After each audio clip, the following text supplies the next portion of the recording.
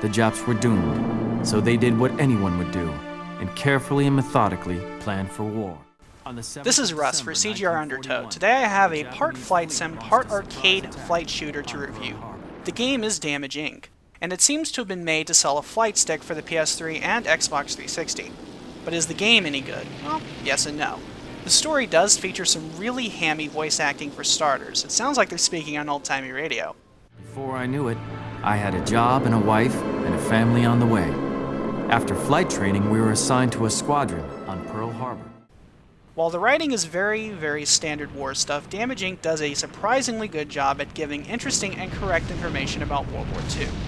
The single-player campaign, which can also be played with up to 4 people, takes you through the Pacific Theater, from the sneak attack on Pearl Harbor to the Battle of Wake Island and the daring battle on Iwo Jima. The levels are well designed and offer a great amount of authenticity to the areas you will fight in. However, upon closer inspection of most of the levels, you start to see a lack of detail, a lot of poor textures, and often static environments. While there is some decent effects during the bombing of Pearl Harbor, there's just a lot of rough edges to the level design. Now, the planes do feature a lot of detail. However, I was a bit underwhelmed by the effects upon taking down an enemy fighter. While you may see an explosion from time to time, or even the pilot parachuting out of the destroyed aircraft, sadly it just lacks a bit of oomph. You'll be in aerial combat and even taking down some ground targets during the game. Gameplay can either be arcade in style or played like a simulator. The game is not a full-blown flight sim, but does a decent job of providing either a fun arcade shooter or an entry to mid-range flight sim. When all is said and done, the game's campaign lasts around 8 hours and does have some great moments. Control, all of the scouts are down. Nicely done. It's also, for the most part, a fun experience, and the game has a lot of charm and manages to show history well.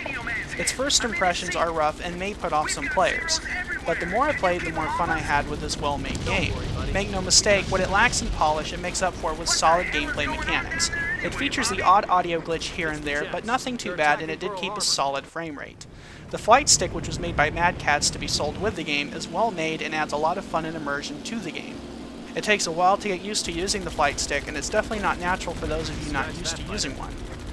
Once you get accustomed to the flight stick, you won't ever want to go back to your standard controller for a flight game again.